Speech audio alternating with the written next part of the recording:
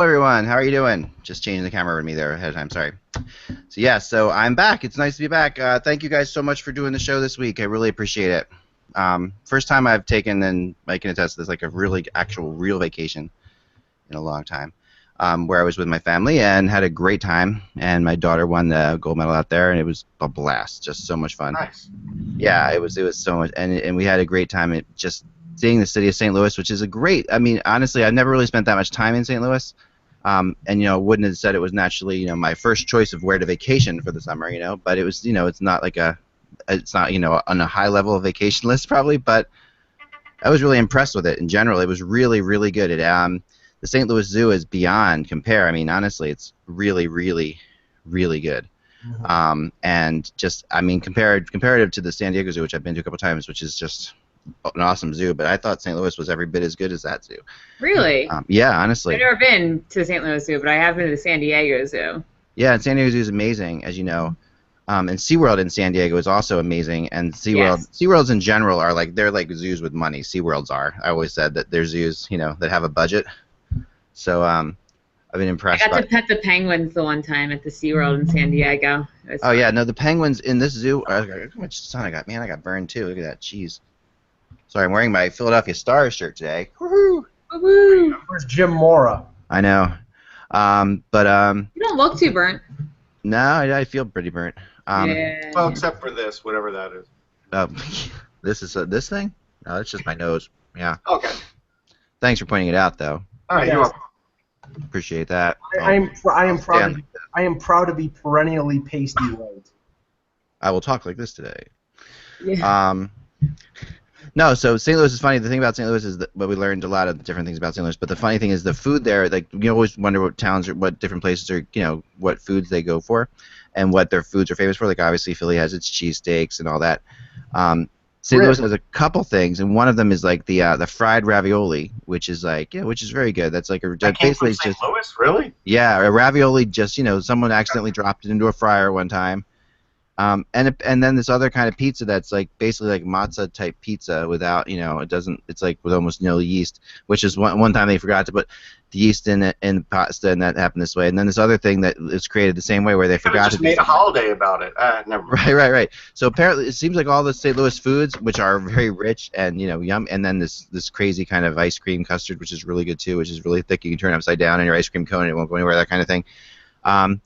All this stuff is really good, but it's all kind of like like the Reese's Peanuts like peanut butter type thing. Like you got your chocolate in my peanut butter, you got my peanut butter in my chocolate. It was all created some kind of mismatch. And as we're learning about all these different foods and I'm trying them, and we were all like a little bit just too much junk food type stuff. We realized that Tums also was created in St. Louis. Now that makes sense. And it made a total sense actually when you think about it. I thought St. Louis was known for their ribs. I thought they were known for ribs. Yeah, I was thinking ribs, smoked meat. Barbecue, yeah, general barbecue, yeah. Barbecue's a tough thing though because that's like Kansas City. Every place, barbecue. No one has this claim to me for barbecue. Like barbecue is everywhere. It's just different everywhere. Right. Like the North Carolina, that's known for their barbecue and. It's the barbecue sauce. Right. It's like I guess in the Carolinas it's more like vinegary, and in the Midwest it's more like molassesy. But it's not all about the sauce too. It's also about how they smoke it or charcoal it or how they cook it. Dry rub or things like that. Yeah. So it's like I have a pet peeve about I have a 2-year-old phone. Don't cry, everybody. But I have an older phone. And it has this nasty habit, and I cannot find in the settings a way to disable this. If I had texted somebody like I text Russ, and all of a sudden I will put the phone, like I have my right hand and put the phone down like this, there is some automatic mechanism in the phone that thinks that it wants me to call that person. I guess if you go like this, it thinks call. So if I had $1 for every what I consider a pocket dialer, an unintended call, I'd be a millionaire right now because it keeps doing this, and I cannot find the reason why it doesn't shut up. That is drives me nuts. Well, there's got to be somebody out there who can help you because we have a lot of really I need lots of help. well-informed Android people. So I have the same phone. I mean, I don't. It's a settings thing. It is. Well, yeah, I know that. I just can't find the damn. Hold on, I'll find it. Just do the show. I'll find Well, this it. is like the shuffle thing, that used to happen on the iPhone when you would shake it and it would change songs on you. And it was so frustrating, like, because most people run with their phones, so it's my wife was like, I can't get my phone to play more than 5 seconds of every song. It's making me crazy. I'm running, and every time I shake my phone, because they used to have this thing on the iPhone, if you shook it, it would go to the next song. And it was hard to find how to turn it off. Yeah, I've had plenty of these. Plenty of these situations. So let's get going with the show here, because I've got another vacation to go to today. Must be nice. I know, it must be nice. Now this is a family reunion type thing at the shore for the weekend because it is Friday and we were away all week. But I will be I did want to come and do a show today without so I did not go right to vacation. My family's already there. I am waiting here to go because I want to do a show for you guys. In a way, that's a vacation too. Yes, no, it is, and especially after being with them every second of every day, for the last 5 days. My family, yes. No, it's great, and there is a moment at which I can tell that I've completely annoyed my wife. Like when she absolutely has been has just had it with me. Like there's this funny. It's funny. Like we get along really amazingly well. Like people who know us will say that we're just a couple that just doesn't fight, and we don't really fight. But she definitely gets annoyed to the point where I can tell that like none of my charms, will work, or will shake her out of it, to the point where I'm just gonna go away for a while from you. That's usually Yep. I think we all have that with our significant others, but it's frustrating because it's like, but this trip we actually did pretty well, and this is when kids come in handy, folks. This is like when if you don't have kids, this is when kids. Is the one time kids are good. Is that what you're saying? This is the one time. Wait, why is this again? I missed it. No, this is why kids are good, because when you get in this situation. When you're a couple and you have that moment where you just can't stop annoying each other no matter what you do because you're both just cranky or crabby or whatever it is, kids they break that all the time. They are the ones because they're the common denominator that you can both turn not your wrath to, but just basically. I thought they'll basically shake you out of it. They will. I thought kids made you crazy. See, no. my dog serves that purpose for us. Dogs are very different. That's what I was along the lines of Jillian. I thought kids were good because there's somebody else to blame. You can. Well, that's true with most people, but our kids are. We don't blame our children. We're actually no. We're really good. Our kids are. I don't blame my dogs for stuff they didn't do. I mean, dogs are totally different. Dogs are different. Dogs are very different than children. I mean, you can't. I'm not saying they're the same. Because I had a dog and I thought this would be the same thing, but when we had a child, we realized we couldn't put it in a cage and go away for the night. So that was the difference, Sure. With the kid. Well, I mean, I'm sure some people have tried doing that. They just no, but you're not really supposed to. You're not really supposed to. If you live in Siberia. All right, let's get going here. All right. My dog's looking over at me. By the way, looking over like, "What are you talking about me?" Yeah.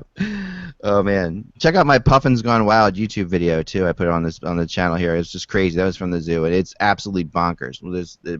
We're big Puffin fans here. We'll check it out. You're gonna love it. This Puffin went nuts. It was like in the pin and right in front of us. Just did this crazy. I'm sure it was a mating dance of some kind or whatever, but it was the funniest dance you'll ever see. I was looking for the right soundtrack for it. That would be awesome to put it on YouTube. So the Puffin appreciated your plumage, I guess.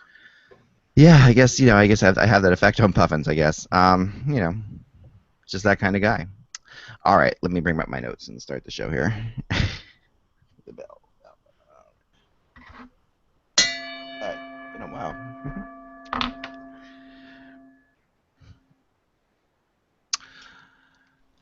Hello, Hockey World. It's Friday, August 5th, 2016. I'm Michael Agello. I'm Jillian Fisher. I'm Russ Cohen from Sportsology.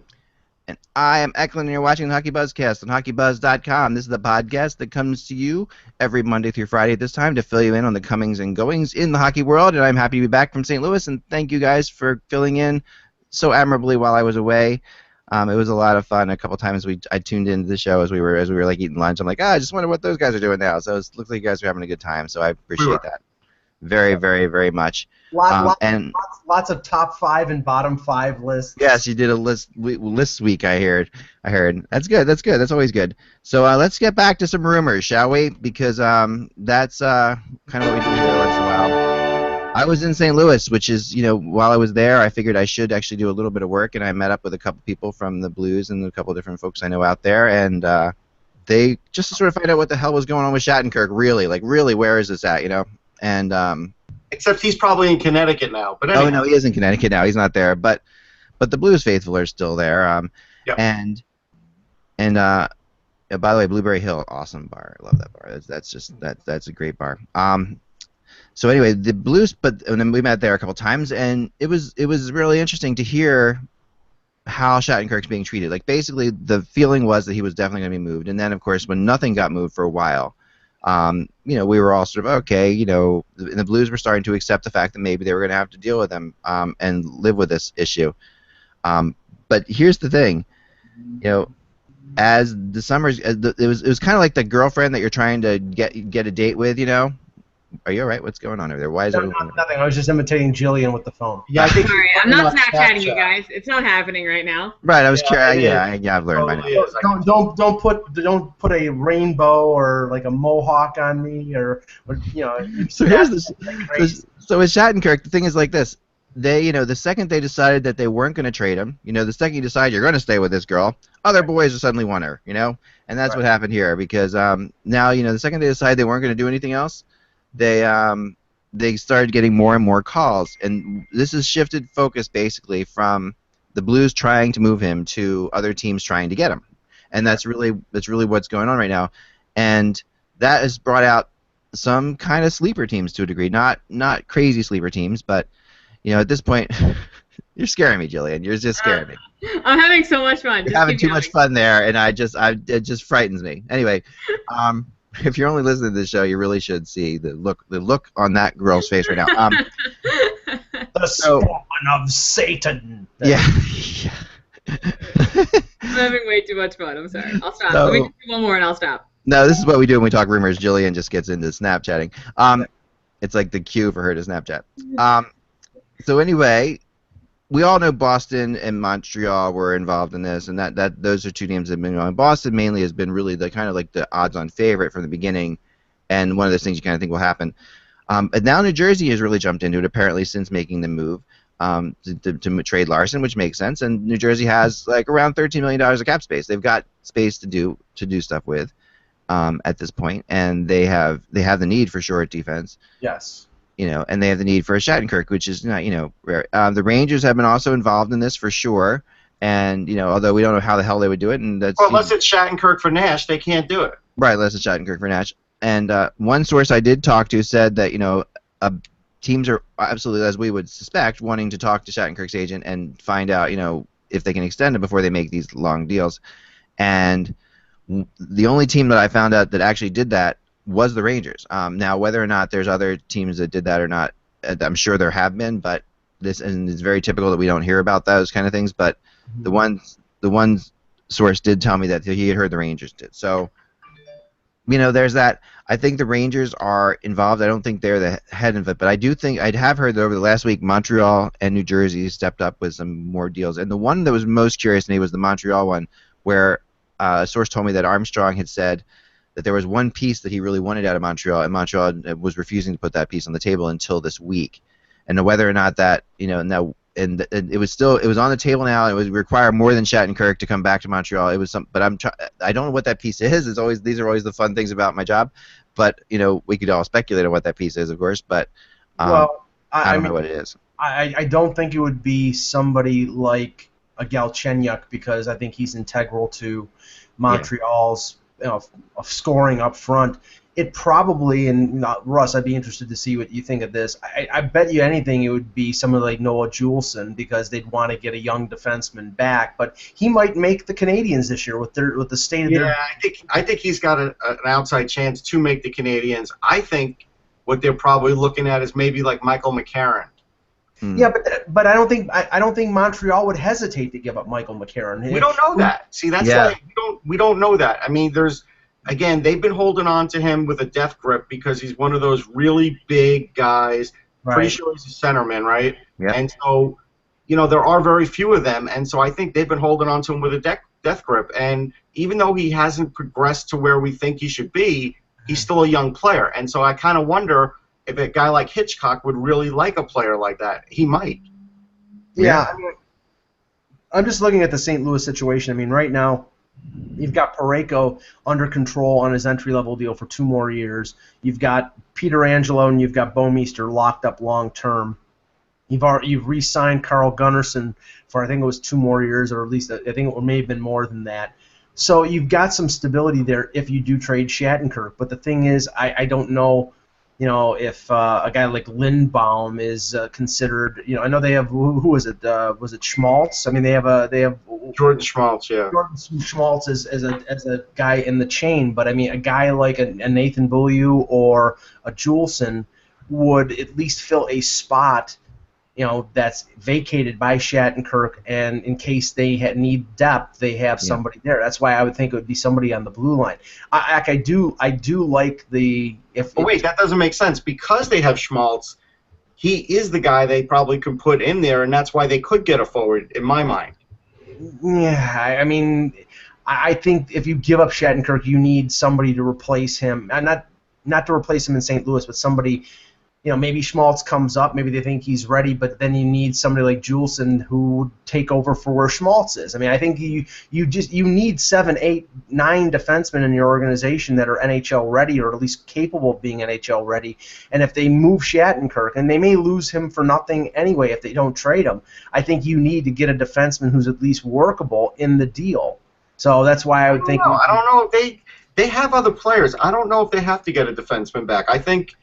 I don't agree with that. Okay, but I like the New Jersey possibility because we know right now they gave up Adam Larson in the Taylor Hall deal. They really do not have a number 1 defenseman. They have some good young guys, but they don't have a guy who I think is a 25-minute-a-night defenseman.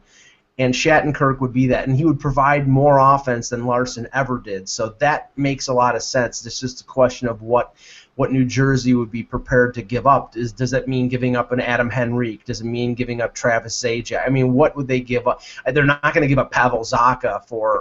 I just don't see this trade happening because I don't think there is enough for New Jersey to give up, and I think that's the biggest stumbling block here.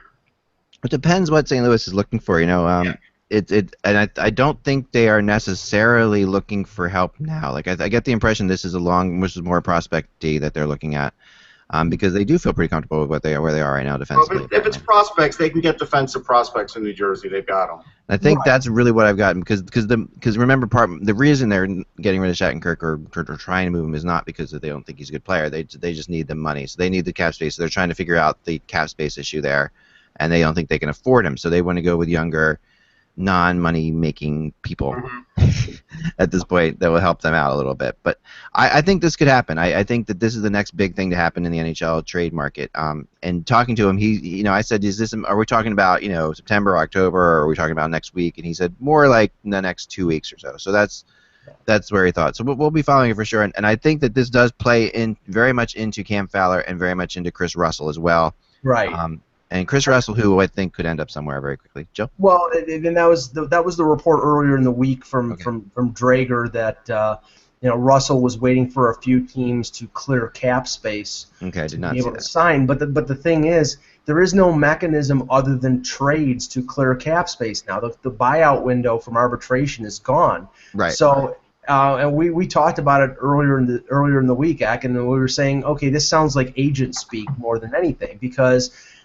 Right now Russell is sort of pigeonholed, and he's at this point probably. And Kevin Allen used the analogy earlier that this is a Cody Franson situation. It's he's going to have to take less years to be able to sign with somebody unless they do open up some cap space by a trade. Yeah, it's musical chairs essentially. Here's something to also bring back with St. Louis. So they do have Jake Wallman, who had 13 goals and 28 points for Providence last year, which is a big year for a defenseman. And they also have Tommy Vannelli, who's going to be sort of like not a stay-at-home, but close to that. Yeah. And so they do have 3 young defensemen that I can name you right. So that's why I don't think they'll have to get a defenseman back. Yeah, I don't think they're looking that way. A couple other fun things. I don't know what you guys have talked about this week, so apologize if any of these things have been discussed because I haven't watched the shows completely, like I said. But the Winnipeg Heritage Classic announcement's coming. It's happening right now. It's happening as we speak, right? And streaming it on Facebook. If you want to watch. On Facebook right now. Okay, so there you go. And how about the old logo being a part of this? Do you see that? We need to talk about it. Yeah. I love that. You guys talked about it. I just want to throw my 2 cents in about it then. Throw it in. Because I have been long said that it's funny. The Winnipeg Jets. When I saw their uniforms, it wasn't like I was blown away by the old Winnipeg Jets uniforms. Like when I first saw them, I was like, these are. I was by the Quebec Nordiques uniforms. I thought they were amazing. First time I saw them, I'm like, those are incredible. The Jets uniforms are like, they're very WHA to me. They really felt like, the WHA type, college-y type uniform. But but compare. I've never been a fan of their new ones at all. And I really, to me, this would be fantastic. But I always had heard that there was a huge legal issue about this, and that's why this hadn't happened. Right. There has to be a monetary kickback to the Arizona Coyotes. Right.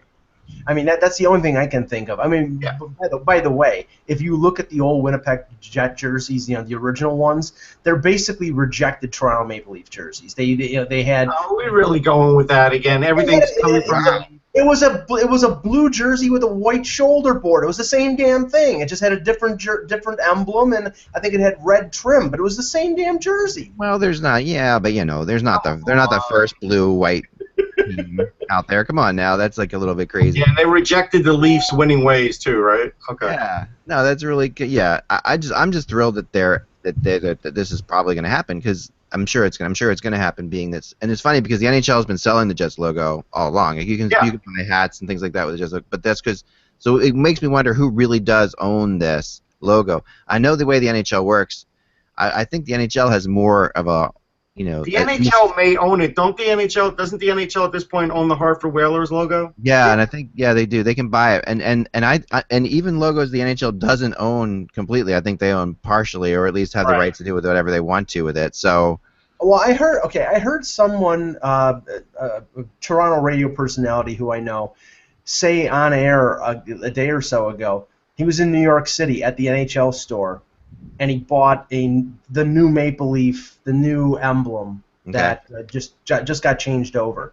That emblem's not on sale in Toronto. It's on sale at the NHL store, along with Hartford Whalers shirts, along with Nordique shirts, along with Winnipeg Jet. Like, it's which is strange, because you would think that would be out in the city where the team is. Yeah, no, the NHL is the grand ruler of these kind of things. They really are. I mean, we've been around teams.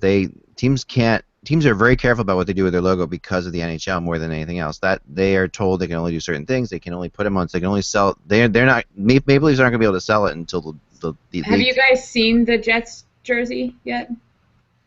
The original one. Well, we know for the Heritage Classic. No, I haven't. Is it out now? They just put it on Snapchat. I don't know if you can see it there. Oh, very cool. Okay, so. That's the Morse Lukowich, Willie. Yeah. That's fantastic. I'm thrilled about this. This is great.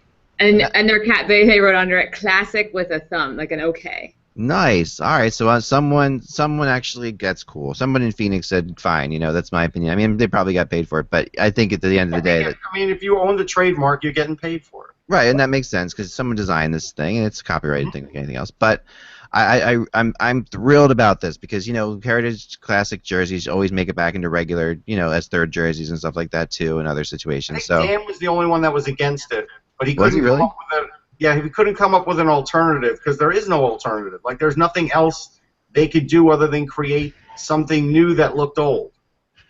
It looks really. I like it. It looks really good. Yeah. I'm looking at it more.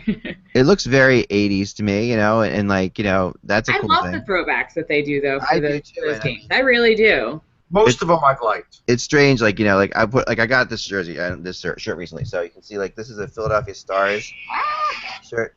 Okay, so this is this again is a logo from the same era, around the mid 80s, and it was a USFL team in Philadelphia, and I was a fan of the jerseys and the uniforms and the helmets. And I have a helmet too. So, but it's just funny to me that style is definitely where this Jets thing's right in the same boat.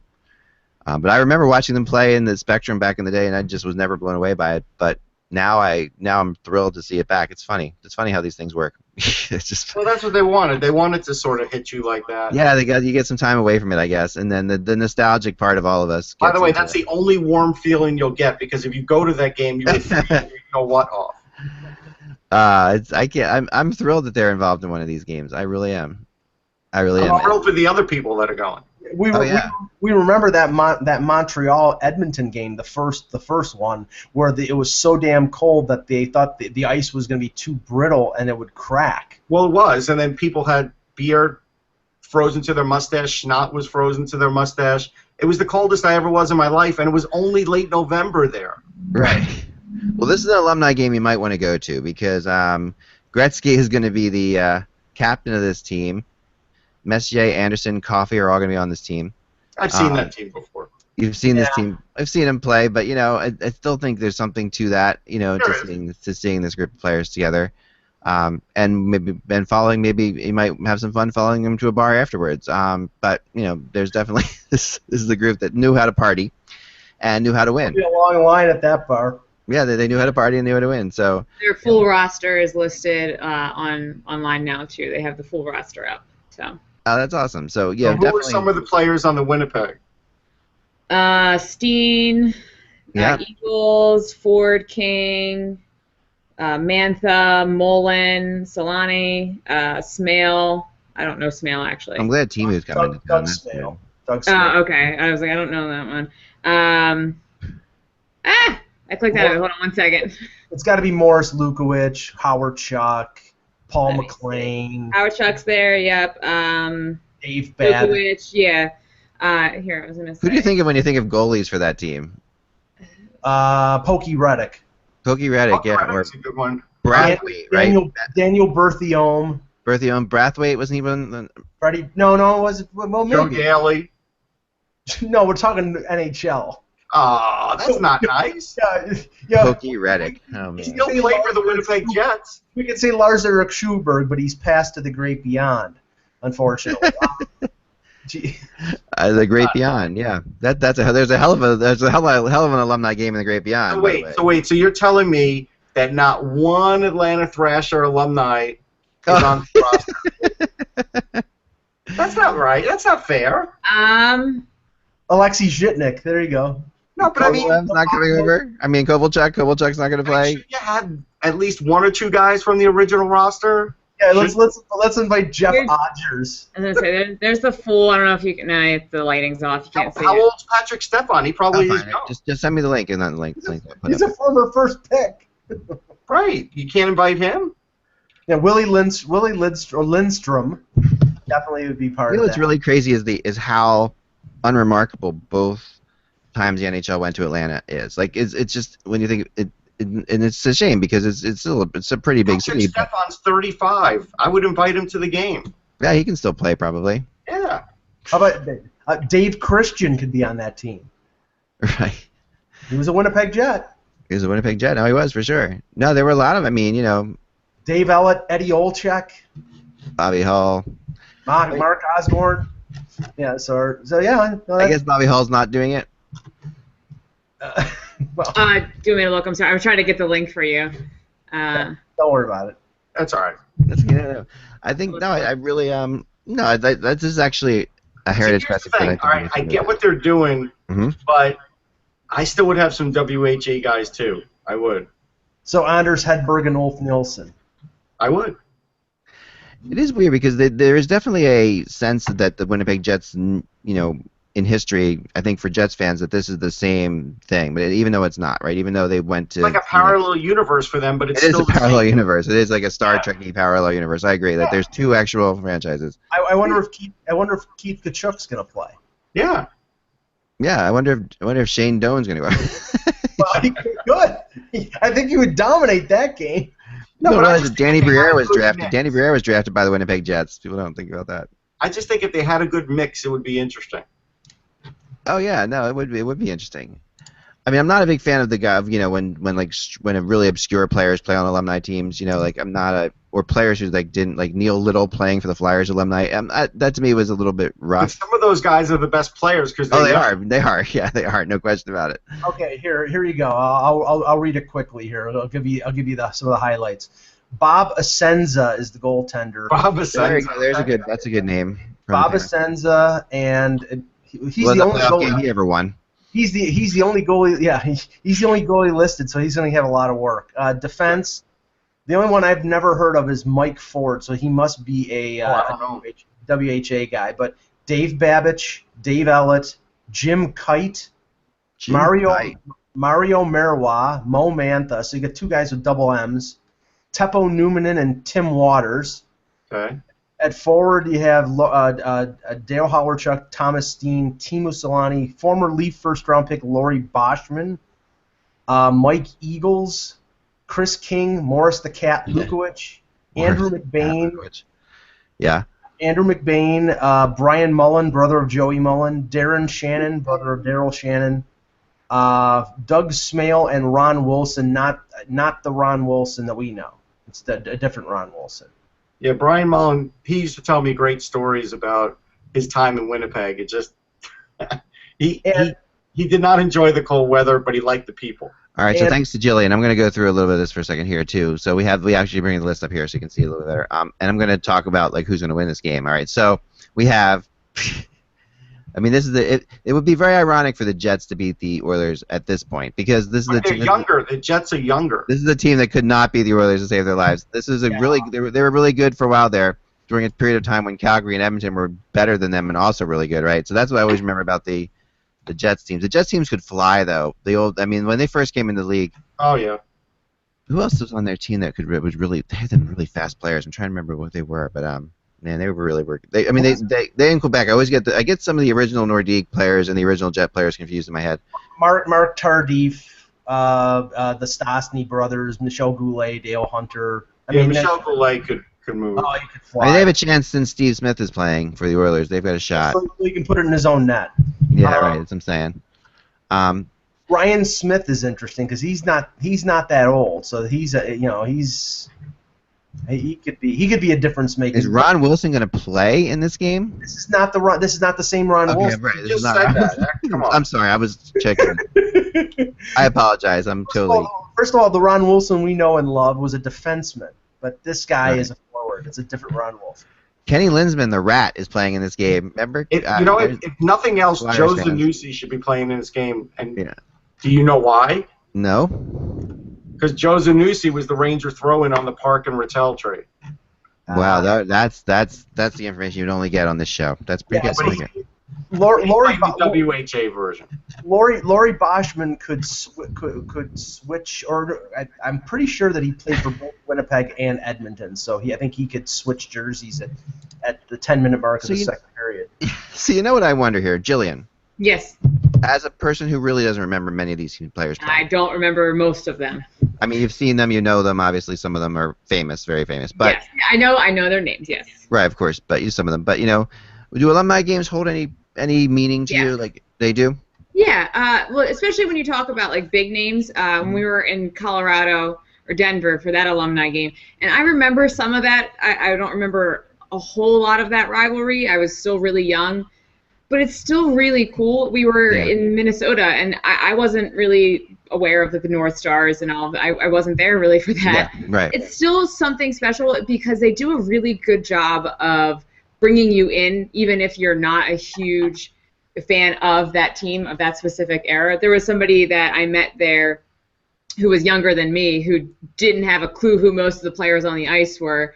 But it's still fun to go because it's still part of the history of the team. So if you're a fan of the team, and if you're a fan of the sport, there's different eras of the sport that there's parts of that you really like, and it's kind of fun to relive that. It is, and there's certain things that maybe you don't want to relive, but you get a chance to kind of go back. It's always fun to kind of go back in time a little and just look at it. There's nothing that makes me feel older than talking to somebody in Buffalo who says, "Oh, I love the old Sabres. I loved watching them. It was so exciting watching Dominic Hasek, Matthew Barnaby, and Brad May." And that's not the old Sabres. The old Sabres, they don't even know who the hell Gilbert. There's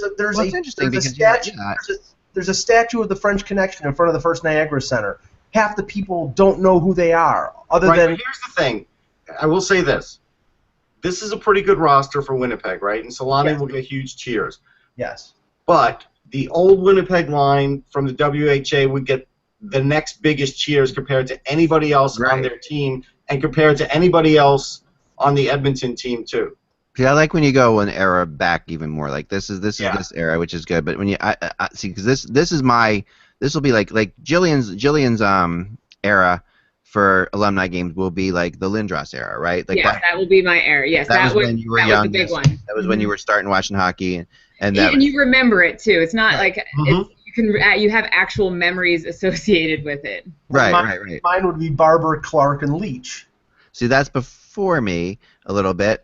So to me, this is pretty. I watched Barber and Clark and Leach play, but it was so young that I think before you're 10, or something like that, it's hard to really. So yours would be like Tim This Kerr, is sort of my era. This is sort of my era. It's a little bit towards the end of my youth era, maybe I guess, because Gretzky, '87. I was a freshman in college, right? And that I was thinking the Flyers, Oilers. That was Gretzky's heyday, right? That was the Oilers team at their best in 1987. So to me, this is like the mid '80s teams. These teams are, right, for the most part.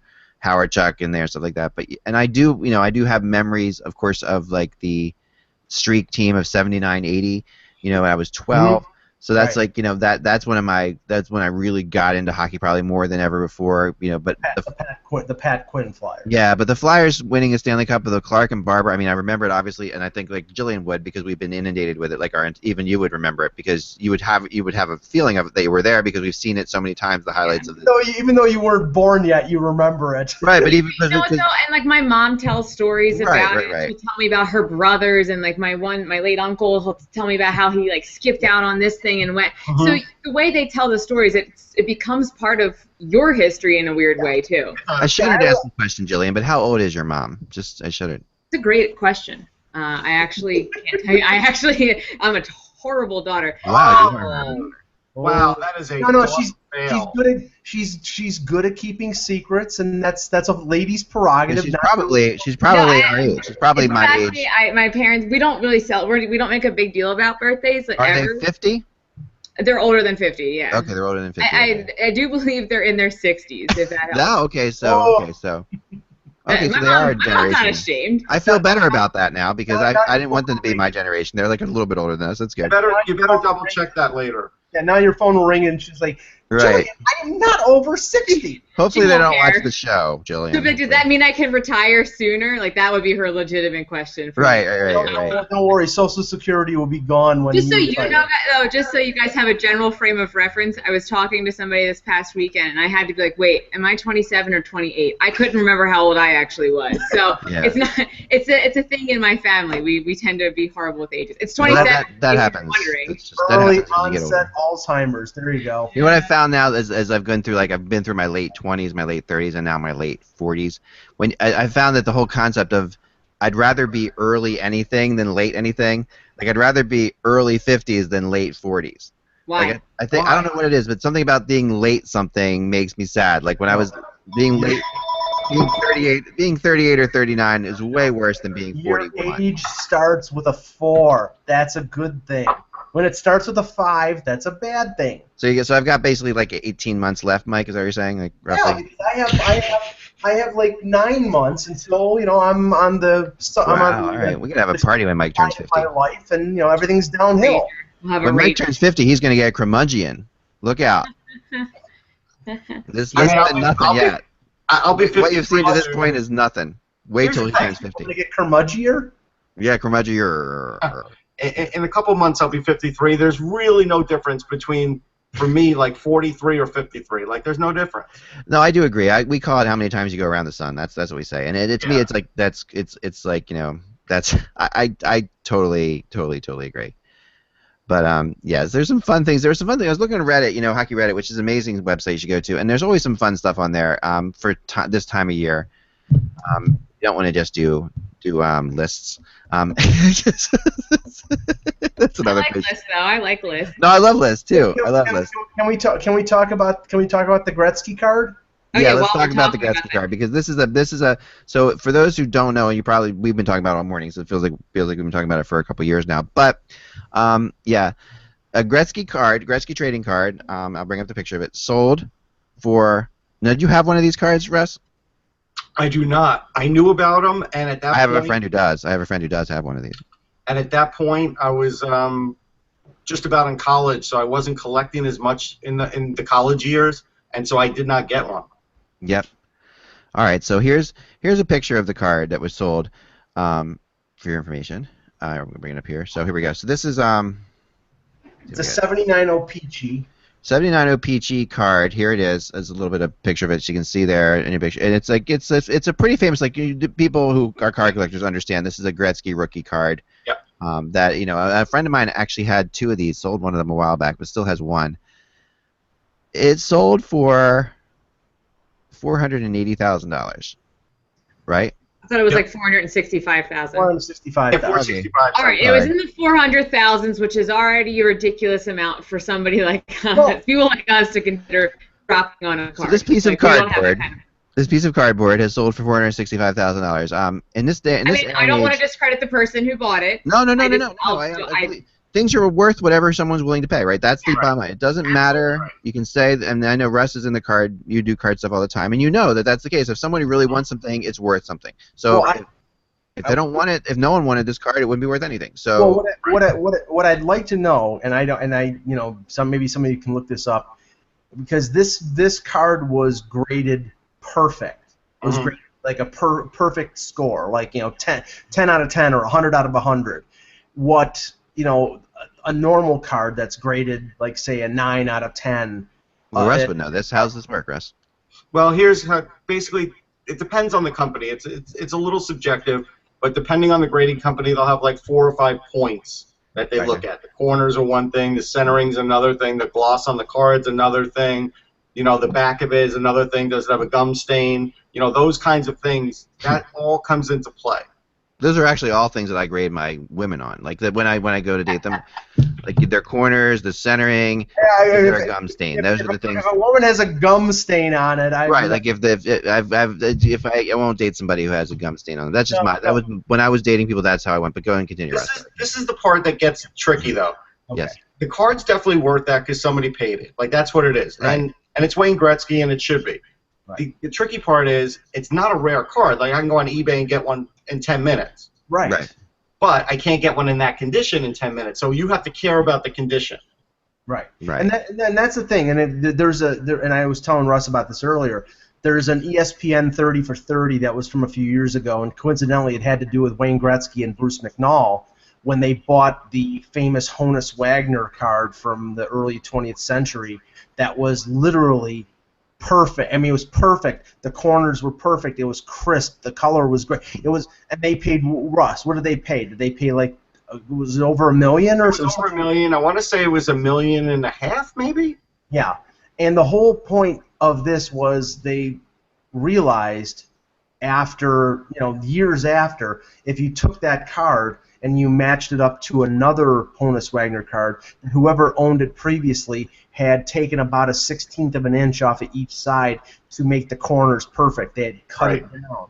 So, and I'm not saying that that's the case with this one, but it's really all subjective, and it's like, I mean, God bless somebody who can blow $465,000 on a Gretzky card. Me, I'd rather pay $300 for one that's 9 out of 10 than pay $400. Here's the funny thing. There's always...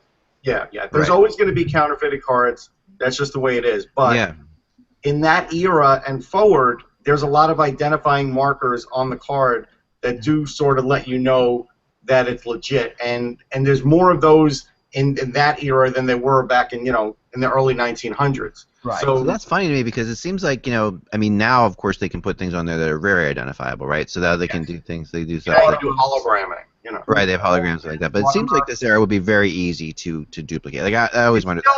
Look, it's not impossible, but I'm just saying there's definitely identifying markers that help the person who's grading it know that it's real. Right. Besides the exact size, because they do look at that.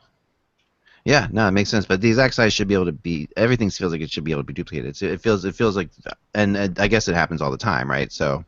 Well, the thing is, here's all right. So my dad was a printer. And he was a plate maker, right? And colors were a little different then. And so it would take a long time to match up that identical color. Just as an example. This is like bananas were different then, sort of the same kind of thing. Well, that's in your mind. Where is that banana tree, by the way? It's dead. It's dead.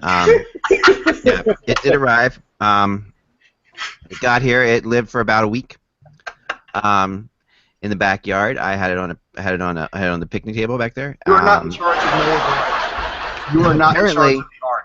No, see, this was sent out by some. Apparently, they wanted to see. This was sent to me. Like I said, they wanted to see where these plants would survive, and eastern Pennsylvania is not one of the places it'll survive. We found that out. That's not surprising because there's a reason you don't see this being a hotbed of banana growing. So I think that part of the reason is probably because you can't grow a banana tree here. But yeah, just that's so I can see what you're saying. But getting back to your point, not that I wouldn't try again if you want to send me another banana tree. No, you cannot murder bananas from other eras.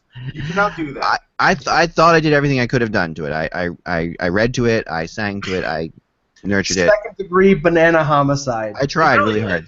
And the weather was perfect. I mean, it's definitely been unquestionably tropical around here because it's been crazy hot. So I was afraid because they said it would grow 30 feet within a year. So I told my wife that, and she was like, "What?" I'm like, "Yeah, we're gonna have a 30-foot banana tree. We're gonna have to bring it inside in the winter." She's like, "Where are we gonna put a 30-foot banana tree in the winter?" So apparently, I think the banana tree dying probably saved my marriage. So just throwing it out there that if it had grown to 30 feet tall, we'd be in trouble. That's all I'm saying. You Good should to be back, lose your guys. banana license. That's Good to be back. Good to be back. But so colors were different back then, and so there's like red. Like what you and I remember as red, Jillian would see as blue, that kind of thing. No. No. Naturally, that's exactly what it is. Well, no, rest said colors changed over time, so I'm trying to figure out. The inks were different. The inks were different. That's what I'm saying. The way you have to age it a certain amount, right? You have to get that exact aging. Yeah, I know about that. Process. I feel like they were talking. Have you guys ever seen the show White Collar? Yes. Yeah. No, I haven't. What's that? It's a good show. Is that the one where he was a criminal and yes. Is that the name? Yeah, and so he does a lot of counterfeiting and whatnot. Yes. I feel like I'm in a conversation on that show right now. Yeah, that's true. But there is an art to the counterfeiting, and there's been more ways to catch those counterfeiters than there had been in the past. Because in the past, sure, they were all over the place, and no one had any real way of checking them. Oh, yeah, okay. Interesting. Yeah. I mean, it makes sense to me, and I mean, I was at when you go to the market and you give them a $100 bill or whatever, $50 bill, and they run it through to make sure it's okay, and you feel like you're a criminal. So that kind of I found out how people counterfeit $100 bills the other day. I was talking to a person at the market, and what happens is they take a $1 bill and they turn it into a $100 bill, and that's what they do, and that's like the trick. So anybody out there is looking to counterfeit, that's what you do. You get a $1 bill. And slowly change. So I just write 2 zeros on it. Yeah, just write all I gotta do. With a pen. Yep, and you change Washington into what Jefferson, I guess it is, whatever it is. So and change that. So there you go. If you want to, because the paper is the same that way. You can bleach out the ink, and then put the actual other thing. Paper's not a problem. Like the way they were able to fool it on the Wagner cards and stuff is you can get paper that's from that era. Okay. Right? And so so the paper is not really an issue. It's the other stuff. Interesting. We have such great technology now for colors and ink and everything, but the thing is, now you have to have it look old and go back into old technology. Right. Maybe we should end the show with what is the most valuable thing that each of you guys own, like as far as memorabilia goes. Come and rob us, right? Yeah, like what do you think as far as memorabilia goes? I mean, Russ, you probably have the most interesting thing. So what do you have? I probably don't have anything good. All right, so I do have a Stefan Matteau stick from the 1994 Eastern Conference Finals. Ooh. It is not the stick, but it's a game-used stick of his. And the story on that is he must have gotten frustrated at some point in the series because he wasn't scoring, right? Right. And so he gave away the stick at practice in old Rye Playland. And so a friend of mine got it, and he got it from the security guard, I think, as a kid. And so I was driving back from Toronto from one of my trips, and he said, "Hey, come on over, stay for dinner." And I said, "Sure," and I did. And I met his family, and he brought me up to his room, and we were talking about stuff. And I said, "Hey, I've got a team Czech jersey for the World Cup, from the first World Cup of hockey in the back of my trunk." And he goes, "Oh." He goes, "My wife is Czech. Maybe we could trade something for it." So I traded a jersey that I got from the NHL was basically moving their offices. Right. So they invited some people up there to buy some of the stuff, right? Because they were just getting rid of it. Oh, cool. And that was one of the things I bought. I bought it for $25. So I turned that $25 Team Czech jersey and it's a legit jersey. It was I want to say it was a Peter Smerik. It was some former Ranger. It's the only reason I bought it. Right. And that's very cool. And I turned that into the Matteau stick. And it's got original tape. It's shaved down, so it's. Oh, that's I've never very gotten cool. it praised, but it's a pretty good stick. That's a really cool one. That's actually really. We should have had you go last, Russ. Yeah, I got. Well, yeah. I don't think anyone's gonna top that. What do you have, Jillian? Do you have anything? Jonathan has a Rodor stick. That's There all. you go. And Okay, we don't cool. even have it here. That's all right. we don't want to ruin it. Yeah, no, you don't want to. Yeah, for sure. What do you got, Mike? You got anything interesting? Well, I mean, the baseball card-wise, I'd say my George Brett or my Robin Yount rookie. I don't know. I haven't. Okay. I haven't looked up lately how much they're worth, but they're probably a couple $100. Russ would probably know what a Brett or Yount rookie is. I would say in terms of personal worth to myself, this picture here, if you can see it. Okay. Back it up a little. Back it up a little bit. Can you see it now? That's better. All right. This is a picture, and this unfortunately it's of somebody who I'm not a big fan of, which is Alex Rodriguez. But my first game at Yankee Stadium was August 4th, 2007, when the Yankees played the Kansas City Royals. I had a 35mm camera with me, and I took a picture of A-Rod hitting his 500th home run, and the picture is basically in mid-swing with the ball. That's awesome. Right. So Pretty good shot. that in and of itself is great, but I have friends who live downstate New York. One of them is a teacher who was one of his students was the son of the owner of Yankee Steiner Collectibles. So he had me send the photo to him. They blew it up poster size and got A-Rod to sign my photo of his 500th home run. Nice. Now I have that framed with A-Rod's signature and a certificate of authenticity. So it's my photo of his 500th home run. That's my most. I mean, it's not valuable in the sense if I wanted to sell it. No, but it can be personally valuable to you. I mean, Right. like I said, it's worth something. I mean, what is actually if you wanted to sell something, if you had to pay, your electric bill or whatever, I've got things like that too. But I think that's like a different thing, Like I sold a keyboard one time that I loved that I would never, I'd kill myself for selling. Like for those who are musicians, the Wurlitzer 200A, which are these really cool. Really cool keyboards that were like they were basically the legs grew onto them. They were used by Supertramp a lot. That's either the Supertramp sound, and now they're like buy one for $5,000. I sold mine for $500 because I needed money about like 5 years ago. So it was pretty crazy. Yeah. I think they were made in Buffalo actually. I think Wurlitzer was made. Yeah, they were. I got something good to show you. Stay there 1 second. Stretch out for 1 second. Perfect. Okay. Okay. Well, I mean, the only other thing I'll say is. Sometimes you get stuff that just goes up in value too. Like in the 80s, I got a '69 Mets team sign picture, and of course, since the 80s, some of the players have passed away, and that's just what happens, and it just gets rarer over time. But this one company was pretty smart. They had all the guys at the event. They were all there, except for Nolan Ryan, because Nolan Ryan was against showing up at any Met event at that point in his career. He's not anymore, but for some reason then he was. And this company went and got all those guys' autographs, and then they went and got Nolan Ryan. So I went and got that picture instead. That picture still exists in the house, and it's only missing one player because that player had passed away just before the event. That kind of stuff happens. But it's great, and I'll probably never sell it. But you never say never. That's why you have some stuff. I was gonna say you never sell it, but then if the price is ever right on it. Yeah, if somebody's going to pay me $465,000 for my George Brett rookie, you got my George Brett rookie. So I'll give you my email address if you want to offer that. Let's go. Yeah, but you see, like this one, I would never sell that. All right, so here's what I got. So I got two things here. First off, I have over here. So try to not knock anything over. What are the chances I'm not gonna knock anything over? All right, here we go. So this